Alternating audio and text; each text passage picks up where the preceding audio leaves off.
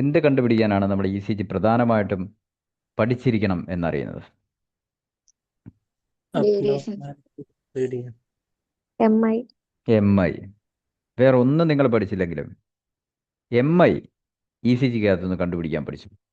അതിനുവേണ്ടിയാണ് നമ്മൾ പോകുന്നത്. ഓക്കെ. അപ്പോൾ ഇന്ന് പുതിയതായിട്ട് ജോയിൻ ചെയ്തവർക്ക് വേണ്ടി മാത്രം പറയുകയാണ്. മൊത്തം 12 ലീഡ്.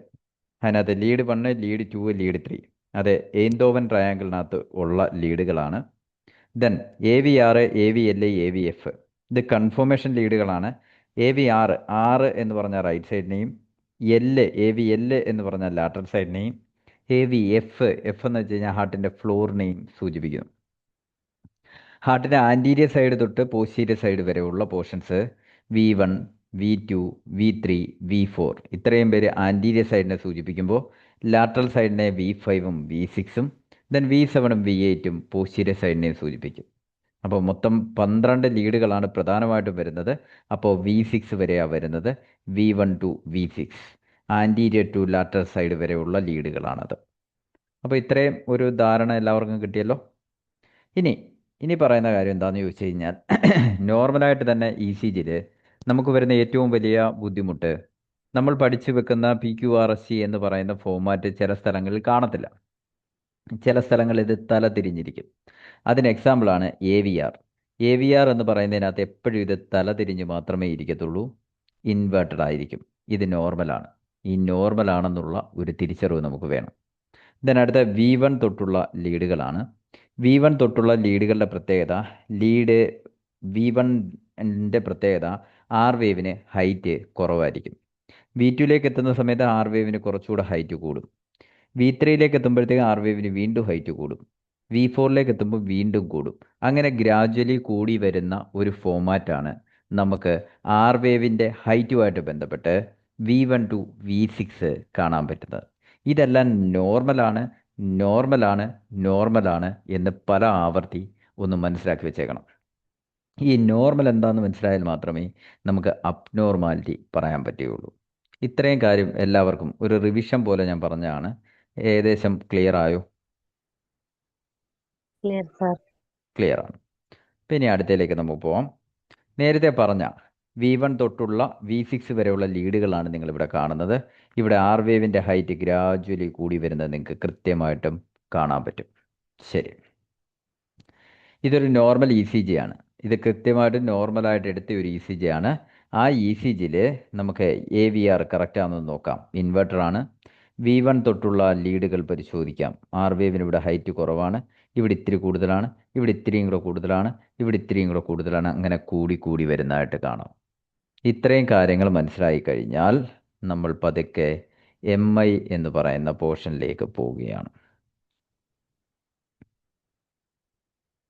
ഇതൊക്കെ നമുക്ക് പഠിക്കാനുള്ളതാണ്. വഴിയെ നമുക്ക് പഠിക്കാം. മയോകാർഡിയൽ ഇൻഫാക്ഷൻ നമുക്കറിയാം.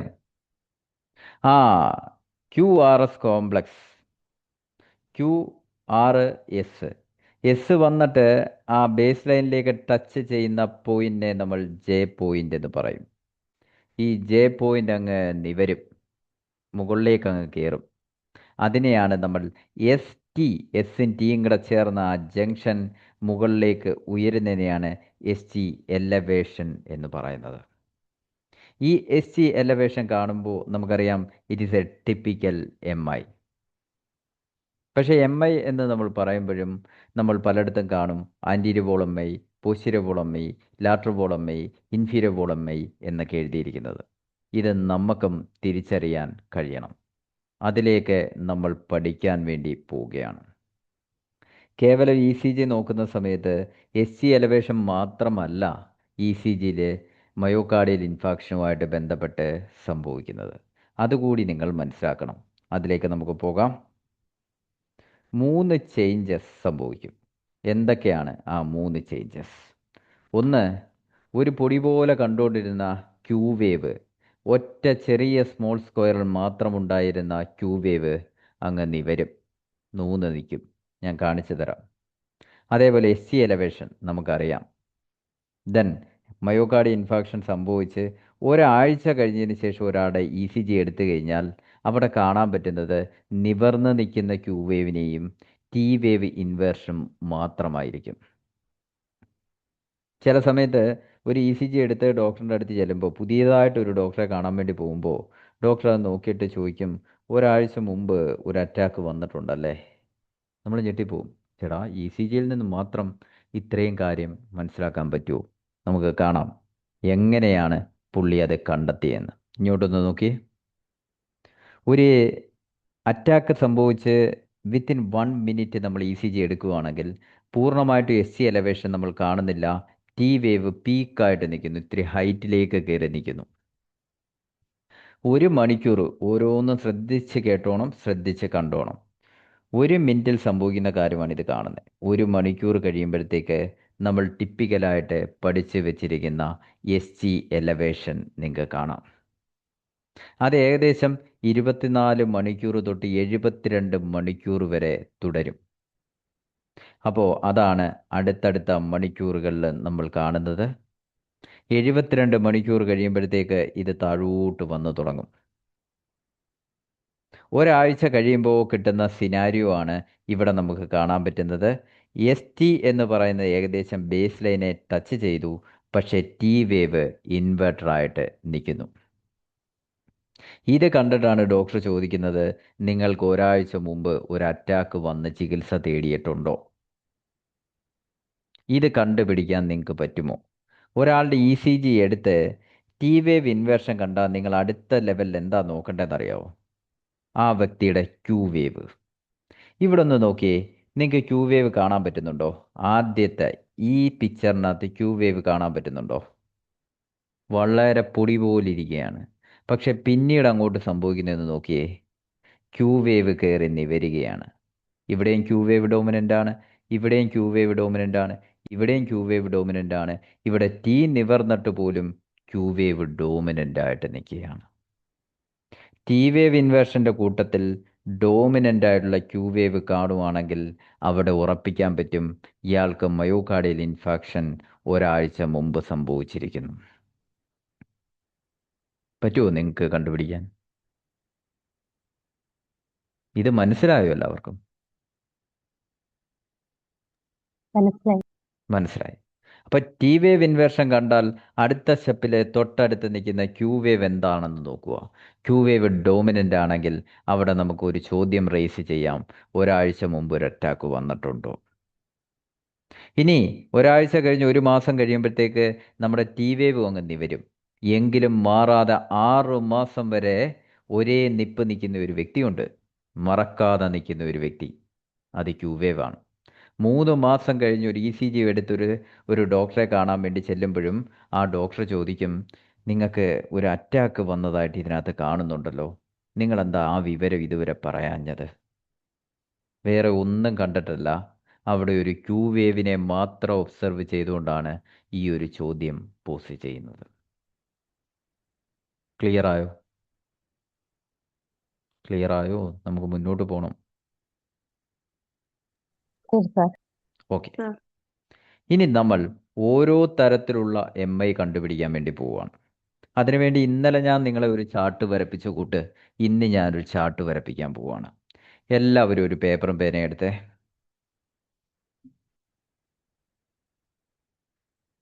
എടുത്തോ ഒരു പേപ്പറും പേനയും. നമുക്ക് പ്രധാനമായിട്ടും anterior wall M I, posterior wall M I, inferior wall M I, lateral wall M I, ഇങ്ങനെ 4 കാര്യങ്ങളുണ്ട്. ഈ 4 കാര്യങ്ങളും നമുക്ക് ഡയഗ്നോസ് ചെയ്യണം. ഇതാണ് നമ്മുടെ ഉദ്ദേശം. നിങ്ങൾ വേറെ ഒന്നും ശ്രദ്ധിക്കണ്ട. ഞാൻ പറയുന്ന കൂട്ട് ഒരു പടം വരയ്ക്കാൻ പഠിക്കുക. വളരെ ഈസി. ഇങ്ങോട്ട് നോക്കിയോളൂ. ഒരു റെക്റ്റാങ്കുലർ, ഒരു ചതുരം നീളത്തിൽ വരച്ചു. അതിനെ 2ആയിട്ട് ഡിവൈഡ് ചെയ്തു. ഇത് നമ്മുടെ ഹാർട്ടിൻ്റെ റൈറ്റ് സൈഡ് എന്നുള്ള രീതിയിലും ലെഫ്റ്റ് സൈഡ് എന്നുള്ള രീതിയിലും ഒന്ന് ചിന്തിക്കുക. ഇത്രയും വരയ്ക്കാൻ ആർക്കെങ്കിലും പാടുണ്ടോ? ഒരു ചതുരം വരച്ചേച്ച് നടുക്കൂടെ ഒരു ലൈൻ വരയ്ക്കാൻ പാടുണ്ടോ? നിങ്ങളൊന്ന് റെസ്പോണ്ട് ചെയ്ത് പോണേ, അല്ലെങ്കിൽ ഞാൻ ഇങ്ങനെ ലാഗ് അടിച്ചിരിക്കും. ലാഗ് അടിച്ചാൽ നിങ്ങൾക്ക് കിട്ടേണ്ടത് കുറഞ്ഞു പോകും. അത്രമാത്രം അറിഞ്ഞാൽ മതി. ശരി, ഇനി ഇതിൻ്റെ സൈഡുകൾ ഞാൻ പരിചയപ്പെടുത്തുകയാണ്. ഇതാണ് റൈറ്റ് സൈഡ്. ഞാൻ പറഞ്ഞു കഴിഞ്ഞതിന് ശേഷം നിങ്ങൾ വരച്ചോണം. ഇതാണ് ഇതിൻ്റെ ഇൻഫീരിയർ സൈഡ്, ഹാർട്ടിൻ്റെ ഇൻഫീരിയർ സൈഡ്. ഹാർട്ട് പോലെ ഇരിക്കുന്നു. ഹാർട്ടിൻ്റെ റൈറ്റ് സൈഡ് കാണിച്ചു തന്നു, ഇൻഫീരിയർ സൈഡ് കാണിച്ചു തന്നു. ഇത് ഹാർട്ടിൻ്റെ തന്നെ ആൻറ്റീരിയർ സൈഡ്, ഫ്രണ്ടിലേക്ക് തള്ളി നിൽക്കുകയാണ്. ഇത് ഹാർട്ടിൻ്റെ ലാറ്ററൽ സൈഡാണ്. ഇതേ ഹാർട്ടിൻ്റെ പോസ്റ്റീരിയർ സൈഡാണ്. ആരോ ഇട്ടേക്കുന്നത് ബാക്ക് സൈഡ്. ഇത്രയും കാര്യങ്ങൾ നിങ്ങൾക്ക് മനസ്സിലായോ? എല്ലാവരും ഒന്ന് വരച്ചേ. ആദ്യം right side, then inferior side, then lateral side, then anterior side, പിറകുവശം പോസ്റ്റീരിയർ സൈഡ്. ക്ലിയർ ആയോ? ക്ലിയർ ആയോ? ശരി.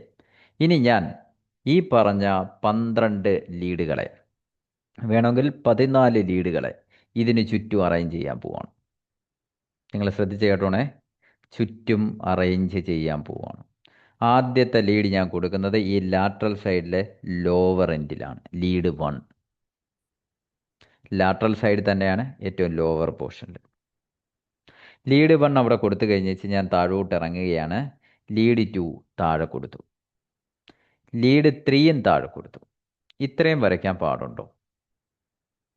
ലീഡ് 1 ലാറ്ററൽ സൈഡിൽ കൊടുത്തു, ലീഡ് 2 താഴെ കൊടുത്തു, ലീഡ് 3യും താഴെ കൊടുത്തു. ഇത്രയും വരയ്ക്കാൻ പറ്റുമോ? കാണാതെ, ഇത് നോക്കിയല്ല, കാണാതെ വരച്ച്. ഇനി എൻ്റെ ക്വസ്റ്റ്യൻ, ഞാൻ ചോദിക്കുന്ന ക്വസ്റ്റ്യൻ പറയണം. AVR, AVL, AVF ഇതിൽ ഫ്ലോറിൽ വരയ്ക്കേണ്ട ഏതാണ്? AVF വരച്ചോ, ധൈര്യമായിട്ട് വരച്ചോ. AVF എന്ന് എഴുതിക്കോ. ഇനി എൻ്റെ അടുത്ത ക്വസ്റ്റ്യൻ, AVR, AVL ഇതിലെ റൈറ്റ് സൈഡിൽ കൊടുക്കേണ്ടത് ഏതാണ്? വരച്ചോ, ധൈര്യമായിട്ട് എഴുതിക്കോ. ഇനി അടുത്തത് AVL ഇതെവിടെ കൊടുക്കണം? ലാറ്ററൽ സൈഡിൽ കൊടുത്തു. ഇത്രയും കാര്യം ചെയ്യാൻ പാടുണ്ടോ? ഇല്ല.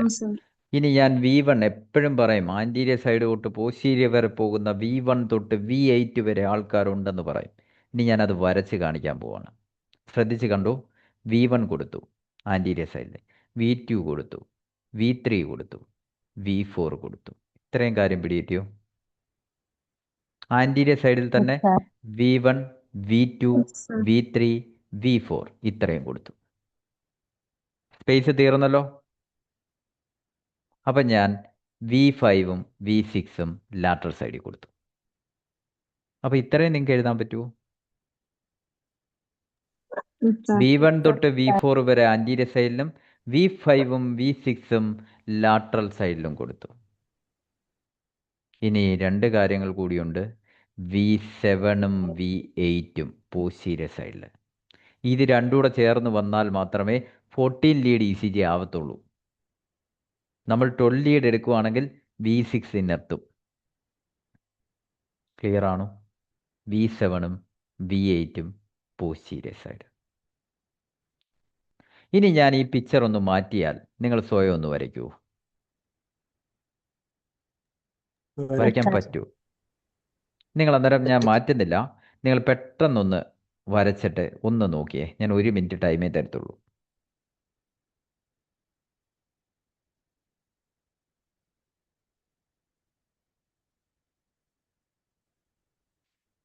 ലീഡ് 1 ലാറ്ററൽ സൈഡിലാണ്. Lead 2, lead 3, AVF ഫ്ലോറിലാണ്. AVR റൈറ്റിൽ തന്നെ കൊടുക്കണം, AVL ലാറ്ററൽ സൈഡിൽ കൊടുക്കണം. ഇത് V1 തൊട്ട് V4 വരെ ആൻറ്റീരിയർ സൈഡിലാണ്.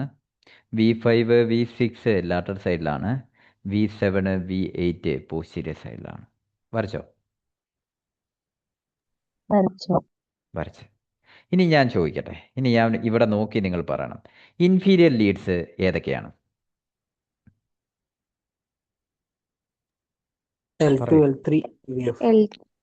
ഇനി അതിനകത്തൊന്ന് നോട്ട് ചെയ്തു. ഒരു പേഷ്യൻ്റെ ECG നോക്കുമ്പോൾ ലീഡ് 2, ലീഡ് 3 AVFലാണ്, 2, 3 AVFലാണ് ST എലവേഷൻ എങ്കിൽ കൺഫേം ആയിട്ട് നിങ്ങൾക്ക് പറയാം ആ പേഷ്യൻറ്റിന് ഇൻഫീരിയർ വോൾ MI ആണ്. ക്ലിയർ ആയോ?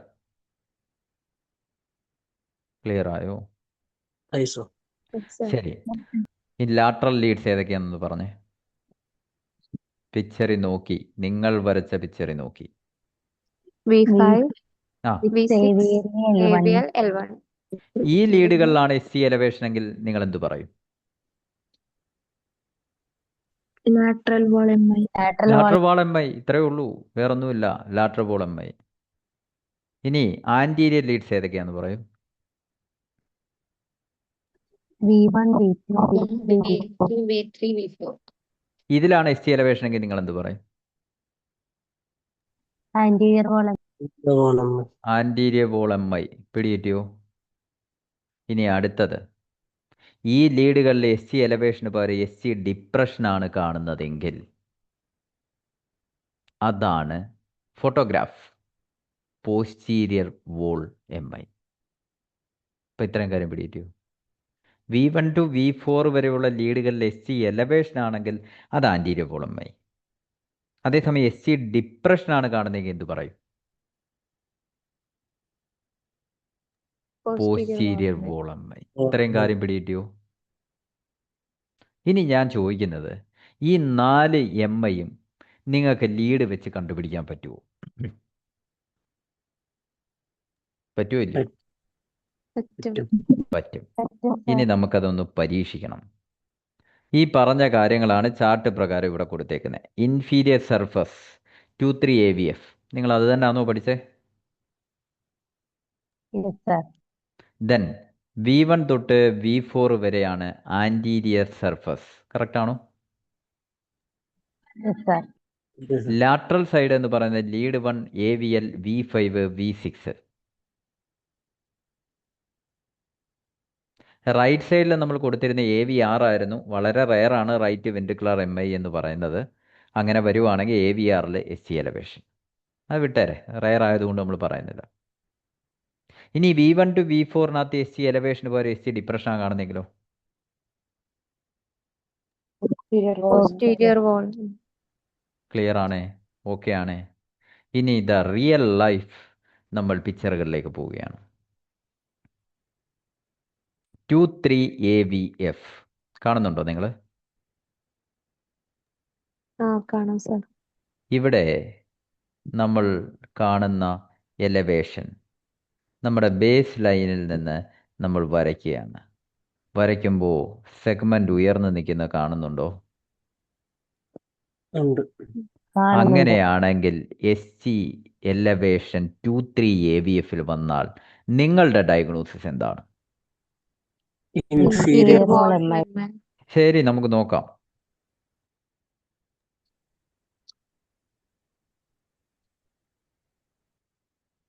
ഇൻഫീരിയർ വോൾ MI നിങ്ങൾക്ക് കണ്ടുപിടിക്കാൻ പറ്റുമോ?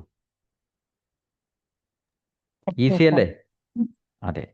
ഇനി അടുത്തത് ഞാൻ അതേപോലെ അങ്ങ് ഇട്ടേക്കുകയാണ്. നിങ്ങൾ പറഞ്ഞ ലീഡുകൾ ഏതൊക്കെയാണ്? ആദ്യം അത് തുടങ്ങുന്നത് ലാറ്ററൽ വോൾ ലീഡുകൾ ഏതൊക്കെയാ? Lead 1 AVL, V5, V6. Lead 1 AVL, V5, V6. അതിൽ SC എലവേഷൻ നിൽക്കുന്ന നിപ്പ് നിങ്ങൾ കാണുന്നുണ്ടോ? ബേസ് ലൈനിൽ നിന്ന് ലൈൻ വരയ്ക്കുകയാണ്. SC എലവേഷൻ കാണുന്നുണ്ടോ നിങ്ങൾ? അപ്പൊ ഇതെന്താ? Lateral wall. Lateral wall. Clear ആണോ? ഓക്കെ ആണോ? ശരി. ഇനി അടുത്തത്, ആന്റീരിയർ വോൾ MIയിലെ ഏതൊക്കെ ലീഡുകളിലാണ് SC എലവേഷൻ വരുന്നത്? V1, V2, V3, V4. V1, V2, V3, V4. നമുക്ക് നോക്കാം.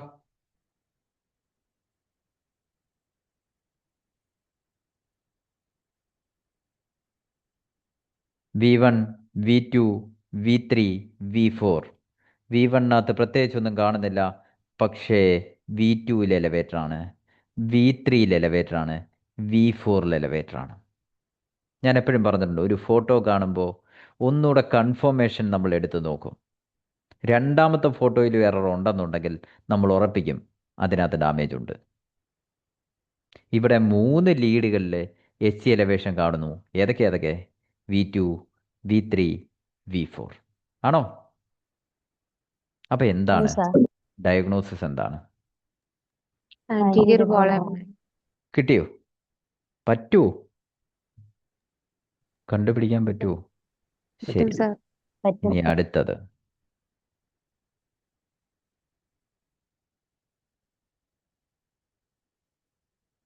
ഞാൻ എന്താ പറഞ്ഞേ? ഇതേ V1, V2, V3, V4 ലീഡുകളിൽ SC depression വന്നാൽ അതെങ്ങനെ ഇരിക്കുമെന്ന് നമ്മൾ റിയൽ ലൈഫിൽ കാണുകയാണ്. V1-നകത്ത് ഒന്നും കാണുന്നില്ല, പക്ഷേ V2-ൽ SC ഡിപ്രഷൻ കാണാം, V3-ൽ SC ഡിപ്രഷൻ കാണാം, ബാക്കി ഒന്നിലും കാണുന്നില്ല. ഞാൻ പറഞ്ഞു തന്നിട്ടുള്ളത് രണ്ടിലധികം ഇമേജുകളിൽ, ഒന്നിലാണെങ്കിൽ നമുക്ക് നെഗ്ലക്റ്റ് ചെയ്യാം, രണ്ടാമത്തെ ഇമേജിലും ഇതേ പ്രശ്നം നമുക്ക് തോന്നുന്നുണ്ടെങ്കിൽ കൺഫർമേഷനാണ്. ഇവിടെ V2-ലും V3-ലും SC ഡിപ്രഷൻ കാണുന്നുണ്ട്. അപ്പം നിങ്ങളുടെ ഡയഗ്നോസിസ് എന്താ? Posterior wall MI. പിടികിട്ടിയോ? ക്ലിയർ ആണോ? ഇത്രയും കാര്യം ചെയ്യാൻ വലിയ പാടുണ്ടോ? എനിക്ക് തോന്നുന്നു എനിക്ക് ക്ലാസ് തുടങ്ങാൻ പറ്റിയത് തന്നെ 9:40 കഴിഞ്ഞ് വെച്ചാണ്. 20 മിനിറ്റ് കൊണ്ടാണ് MI എങ്ങനെ ECGയിൽ ഐഡൻറ്റിഫൈ ചെയ്യാം എന്ന് ഞാൻ പഠിപ്പിച്ചത്.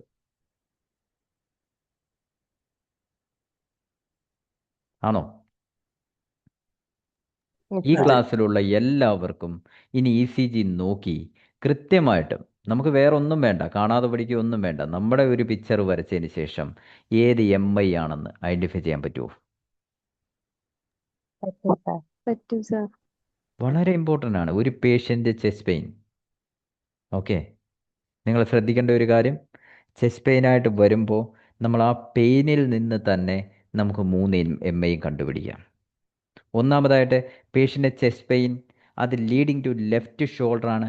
ടിപ്പിക്കൽ നമ്മൾ ബുക്കിൽ പഠിച്ചത് തന്നെയാണ് പേഷ്യൻ്റെ പ്രസൻറ്റേഷൻ എങ്കിൽ അതൊരു തരത്തിലുള്ള MIയാണ് സൂചിപ്പിക്കുന്നത്, ലാട്രൽ വോൾ MI. എല്ലാ MIയിലും ആ പ്രസൻറ്റേഷൻ അല്ല. അതുണ്ടെങ്കിലേ MI ആണോ എന്ന് നമ്മൾ വിശ്വസിക്കാൻ തുടങ്ങിയാൽ അത് വലിയ തെറ്റ്. ഇത് മിക്കവാറും കാണുന്ന ലാട്രൽ വോൾ MIയിലാണ്.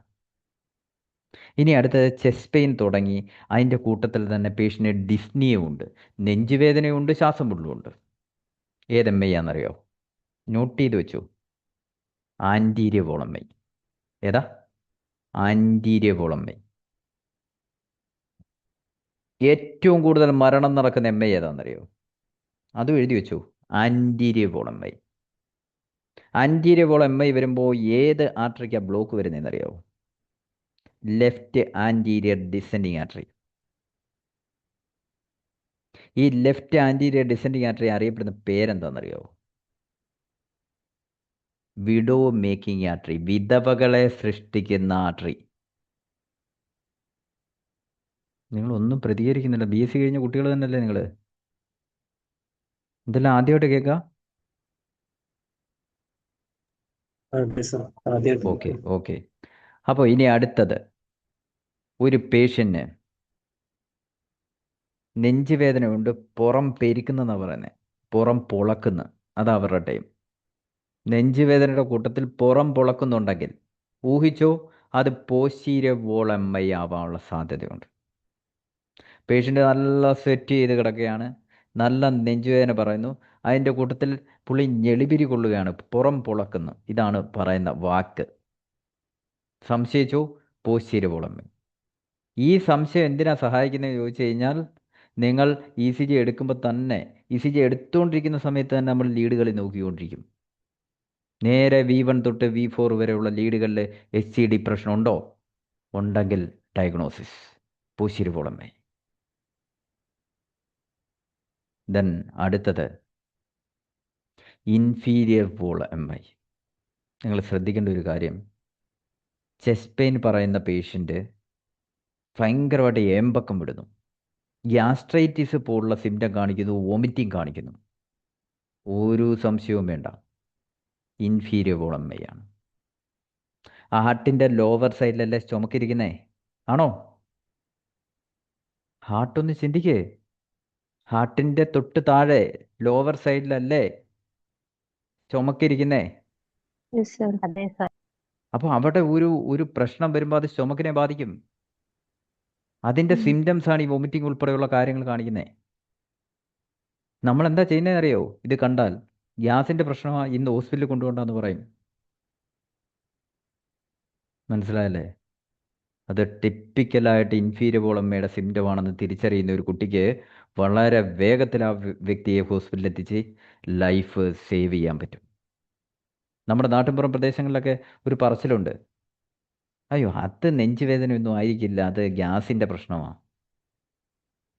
അങ്ങനെ രാവിലെ വരെ അല്ലെങ്കിൽ ഒന്ന് നേരം വെളുപ്പിക്കാൻ കാത്തിരിക്കും. ആ കാത്തിരിപ്പ് അയാളുടെ ജീവൻ കൊണ്ടുപോകും. അവിടെയാണ് നമുക്ക് ഇടപെടാൻ പറ്റുന്നത്. ക്ലിയർ ആയോ ഇത്രയും കാര്യം? 4 Yes, MI sir. Clear, sir. കേവലം ചെസ്റ്റ് പെയിൻ വെച്ച് എങ്ങനെ ഐഡൻറ്റിഫൈ ചെയ്യാമെന്ന് നിങ്ങൾ മനസ്സിലാക്കണം. ECG വെച്ച് എങ്ങനെ ഐഡൻറ്റിഫൈ ചെയ്യാമെന്ന് നിങ്ങൾ മനസ്സിലാക്കണം. ഇത്രയും കാര്യം ഇന്നത്തെ ക്ലാസ്സിൽ മനസ്സിലായോ? മനസ്സിലായി. മനസ്സിലായി സർ. ഓക്കെ. അപ്പോൾ നിങ്ങൾ കൃത്യമായിട്ടും പഠിക്കുക. ഇങ്ങനെ ഓരോ കാര്യങ്ങൾ പഠിച്ചു പോവുക. പഠിച്ചു പോയി കഴിഞ്ഞാൽ ജീവിതത്തിൽ നിങ്ങൾ ഈ പഠിച്ചത് വളരെ മനോഹരമായിട്ട് പ്രാക്ടീസ് ചെയ്യാൻ നിങ്ങളുടെ ജീവിതത്തിൽ കഴിയും. മനസ്സിലായോ? വളരെ മനോഹരമായി. അപ്പോൾ എല്ലാവരും ഹാപ്പിയാണെന്ന് വിശ്വസിക്കുന്നു. വേറെ സംശയങ്ങളൊന്നുമില്ലല്ലോ? ഇല്ല സാർ. Thank you. ഹാപ്പിയാണെങ്കിൽ ഒന്ന് കമൻറ്റ് ചെയ്തു.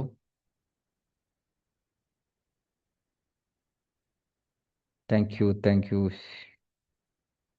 Okay okay okay.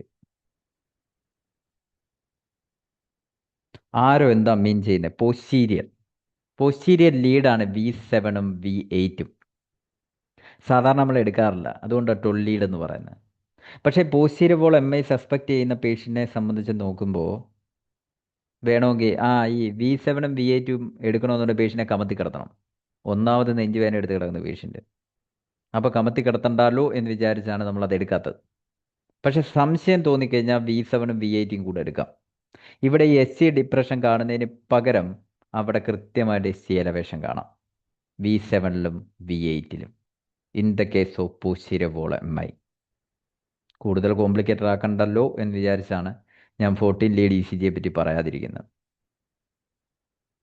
പല ആൾക്കാർക്കും ഇനിയൊരു സംഭവം ഉണ്ടെന്ന് പോലും അറിഞ്ഞൂടാ. ക്ലിയർ ആയോ? സാംസങ് SM എന്നൊക്കെയാണ്, പേര് പോലും വായിക്കാൻ പറ്റാത്തതുകൊണ്ട് അങ്ങനെ പറയുന്നത് കേട്ടോ. ക്ലിയർ ആയോ? Anterior wall MI chest pain ഉണ്ട്, അതിൻ്റെ കൂട്ടത്തിൽ നല്ല ശ്വാസം മുട്ടൽ, dyspnoea, widow making artery LAD. Thank you, thank you. ഇപ്പം നമ്മുടെ ക്ലാസ്സുകൾ 7-ാം തീയതി തുടങ്ങുന്നു. അപ്പോൾ രജിസ്റ്റർ ചെയ്ത് ക്ലാസ്സിലേക്ക് എല്ലാവരും ജോയിൻ ചെയ്തുകൊണ്ടിരിക്കുകയാണ്. പോരാം, ധൈര്യമായിട്ട് പോരാം. നിങ്ങൾ ഇതുവരെ പഠിച്ച കാര്യങ്ങൾ ഈ ആംഗിളിൽ ജീവിതത്തിൽ പ്രാക്ടീസ് ചെയ്യാൻ പറ്റുന്ന ലെവലിലേക്ക് നിങ്ങൾ പഠിച്ചിറങ്ങി വരും ഈ കോഴ്സ് കഴിയുമ്പോഴത്തേക്ക്. അത് കേവലം മെഡിക്കൽ സർജിക്കൽ നഴ്സിംഗ് മാത്രമല്ല, ഫസ്റ്റ് ഇയർ പഠിക്കുന്ന അനാട്ടമി തൊട്ട് അങ്ങ് ഫൈനൽ ഇയറിൽ വരുന്ന സബ്ജക്റ്റ് വരെ ഏറ്റവും ടഫായിട്ട് നമ്മൾ മാറ്റി നിർത്തുന്ന nursing administration, nursing research, nursing education പോലുള്ള സംഭവങ്ങൾ ഞാൻ ആദ്യം പഠിപ്പിക്കുന്ന ഇതാ. വലിയ മോട്ടിവേഷനോട് കൂടി വരുന്ന കുട്ടികളെ ആദ്യം ഞാൻ പഠിപ്പിച്ചെടുക്കുന്നത് nursing administration, nursing education, nursing research. നിങ്ങളുടെ തൊട്ട് മുമ്പ് നോർസെറ്റ് ബാച്ച് 1ലും 2ലും ഒക്കെ ജോയിൻ ചെയ്ത ആൾക്കാരോട് ചോദിച്ചു നോക്കിയാൽ മതി. എല്ലാവരും ഭയപ്പെടുന്ന, പഠിക്കാൻ ഏറ്റവും പ്രയാസമുള്ള സാധനം ഞാൻ ആദ്യം പഠിപ്പിക്കും. ഇത് പഠിച്ചു കഴിഞ്ഞാൽ അത് മാറ്റി വെക്കുമ്പോൾ ഇവർ കോൺഫിഡൻ്റ് ആവും. ഇൻട്രസ്റ്റ് ഉള്ള കാര്യങ്ങളാണ് മെഡിക്കൽ സർജിക്കൽ നഴ്സിംഗ്. അത് ഇത്തിരി കഴിഞ്ഞ് പഠിപ്പിച്ചാലും മതി. പക്ഷേ ഡിഫിക്കൽട്ടായിട്ടുള്ള ടാസ്കുകൾ ആദ്യം കംപ്ലീറ്റ് ചെയ്ത് കഴിഞ്ഞാൽ നമ്മൾ വളരെ കോൺഫിഡൻ്റ് ആവും. എനിക്ക് തോന്നുന്നത് ബാച്ച് 1ലും ബാച്ച് 2ലും ഉള്ള ആൾക്കാർക്ക് എക്സാം വരെ കഴിഞ്ഞു. 100-ൽ 90 മുകളിൽ മാർക്കാണ് മിക്കവാറും ഉള്ള ആൾക്കാർ നേടുന്നത്. അതിനു മുമ്പ് ഒരു പ്രീ ടെസ്റ്റ് എടുത്താൽ 10 മാർക്കിൽ താഴെ നേടുന്ന ആളെയാണ് ആ 80% ഡിഫറൻസ് നമ്മുടെ ക്ലാസ്സുകൾ കൊണ്ട് ക്രിയേറ്റ് ചെയ്യാൻ പറ്റിയിട്ടുള്ളത് എന്നുള്ളതാണ് എൻ്റെ ഏറ്റവും വലിയ confidence. Then you can come. നമുക്ക് ഒരുമിച്ച് മുന്നോട്ട് പോകാം. നിങ്ങളുടെ ലക്ഷ്യം ഏതായാലും നമുക്ക് നേടിയെടുക്കാം. Okay, thank you so much.